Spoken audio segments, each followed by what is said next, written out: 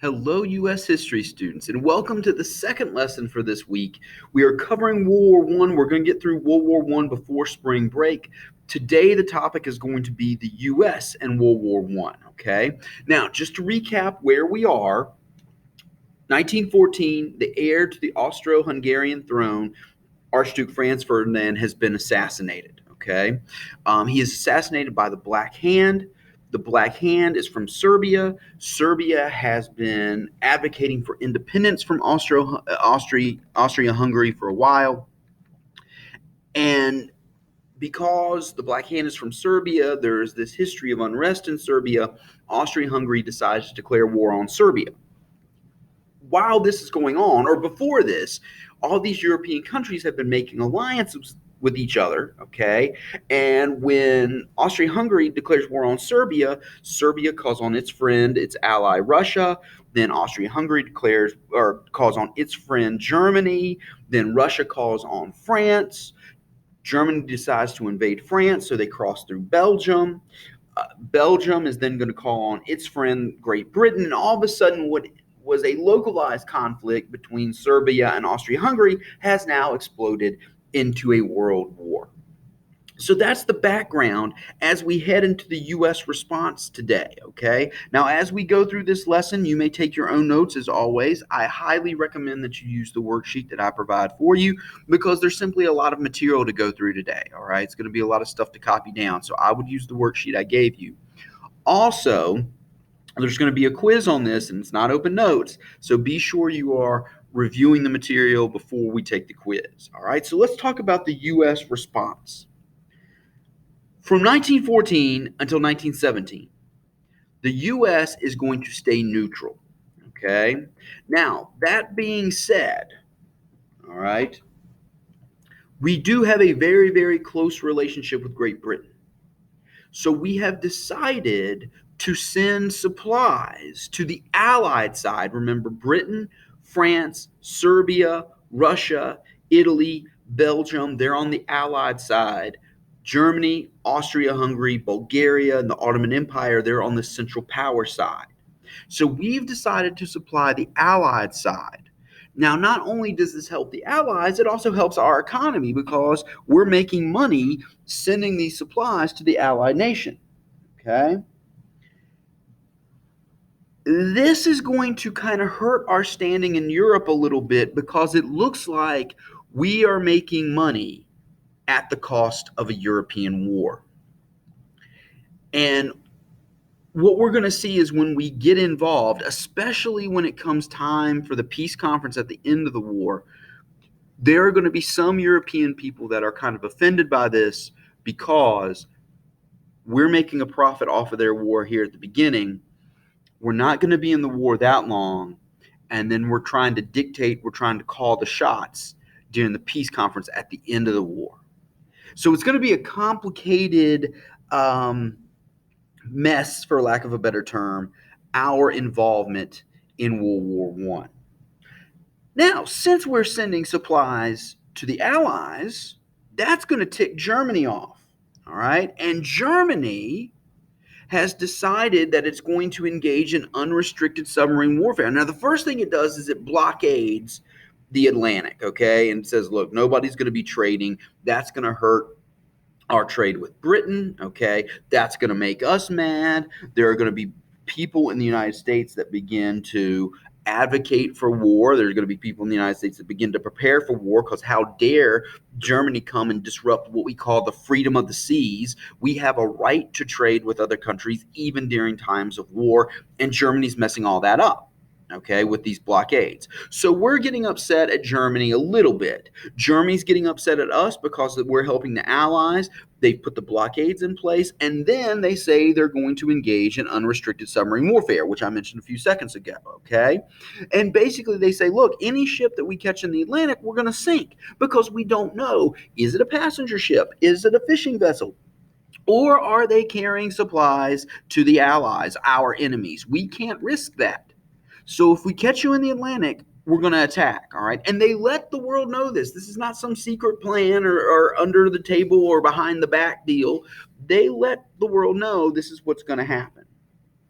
And in 1915, The Germans sink a British passenger ship, the Lusitania.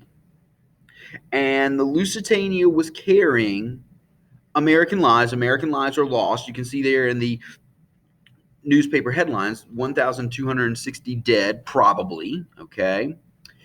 But it was also carrying ammo to the Allied powers. All right. So, as outraged as we are that the Germans sink this passenger ship, this kind of proves that, yeah, this kind of proves the Germans right. Okay, yeah, we are sending supplies to the Allies, and we are using civilian vessels to do that.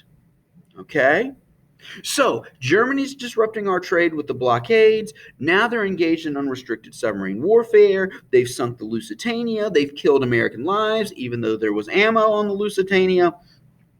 We are beginning to become majorly upset with Germany. And Germany realizes we got to take a step back.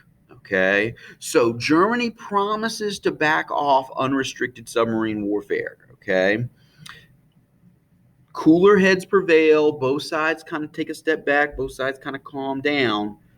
But in 1917, Germany's going to bring it back. Okay. So we haven't heard the last from German unrestricted submarine warfare. Also, around this time, we discover something called the Zimmermann telegram.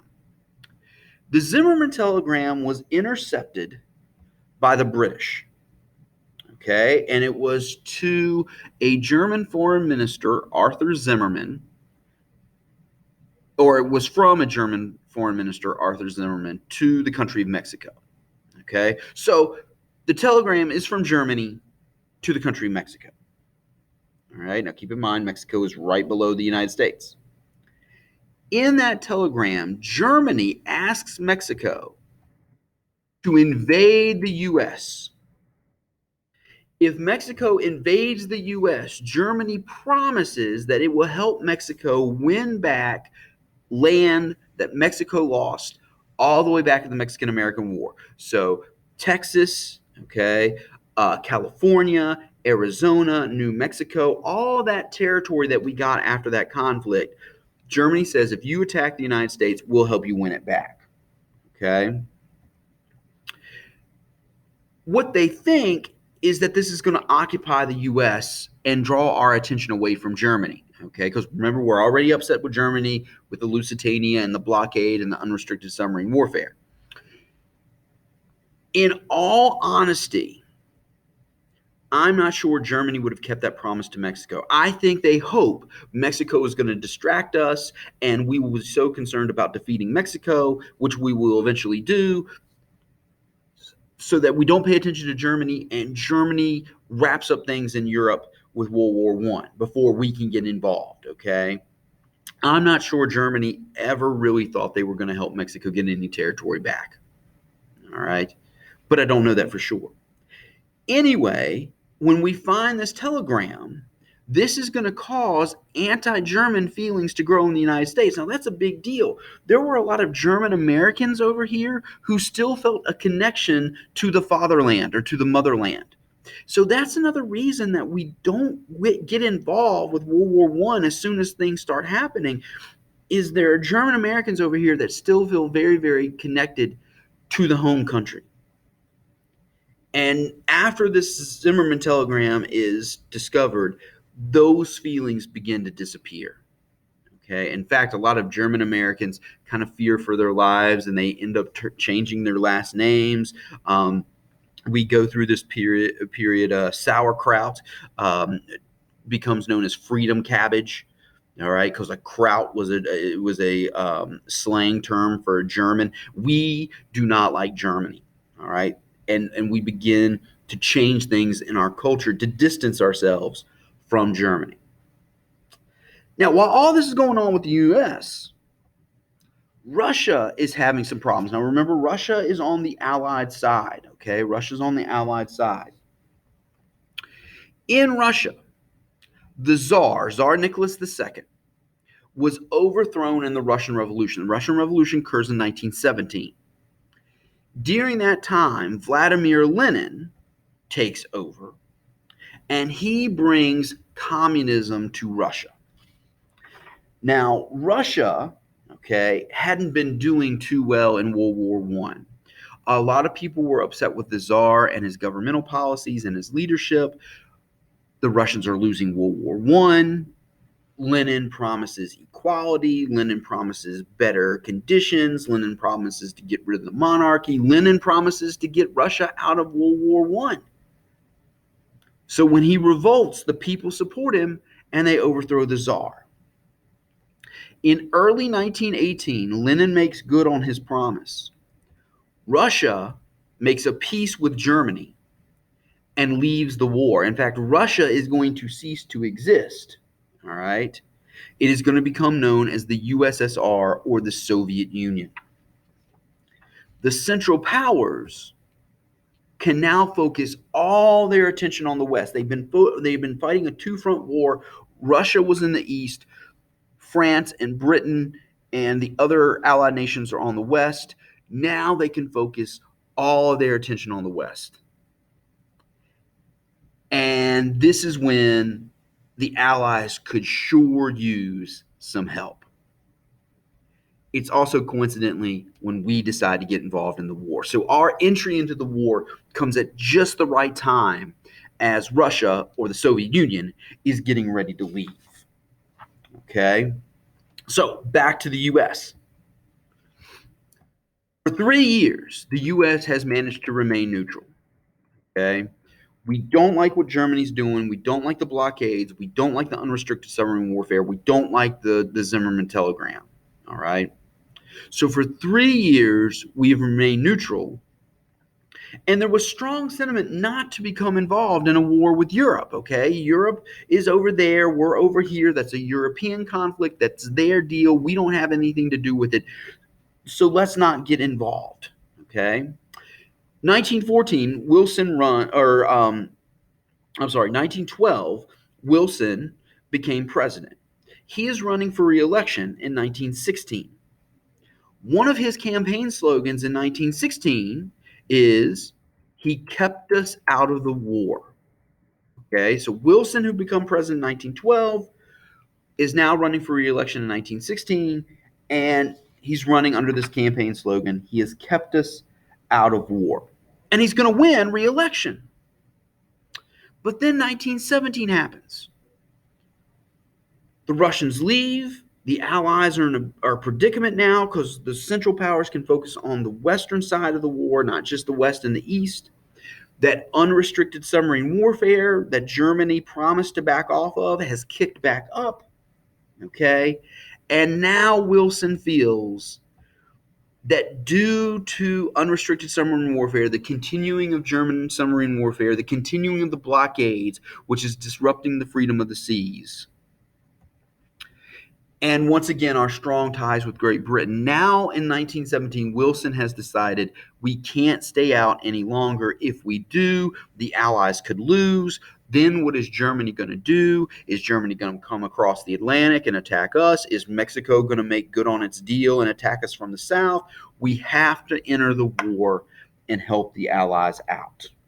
Okay, so April the 6th, 1917, the United States is going to declare war on Germany. Now, Americans are like, wait a minute, you just won re-election on the campaign promise that you kept us out of war, and now we're getting into war just a year after you've won re-election. What is going on here? Wilson tells the American people, I want to make the world safe for democracy. We talked about with imperialism, we want to spread our culture. Part of our culture is democracy. And Wilson wants to protect democracy around the world. Now, we are not prepared for a world war, okay? So the first group, the people that we have ready are the Navy, okay? So we send over the Navy first to help out the Allies. We're going to send battleships and other vessels over to help out the Allies, okay? Eventually, once we get our industries going, once we get people enlisted and trained and things like that, when U.S. troops arrive in Europe, they are going to refresh the Allied side, okay? Our presence, our new soldiers are going to give a breath of fresh air to the Allies. The American military resources, our men and our war weapons, our war resources, are going to turn the table and lead to Germany's defeat. Okay, our presence is going to make a significant contribution. It's not surprising we enter in 1917 and then the war's over by 1918. Okay, now originally when we went over, we were going to fight separately, but eventually we're going to join with the other Allied forces and we are going to turn the tide of the war in favor of the Allies. Now, we have not been in World War One that long. This is a big, broad stroke, big, broad picture type of unit, okay? Where we're headed next, we've won the war. We're on the Allied side. The Allies have won. Now the question becomes, what are we going to do with Europe at the end of the war, okay? What's going to happen now that the fighting has stopped? And that's what's going to happen, and that's what we're going to look at in our last lesson for the week, the end of the war.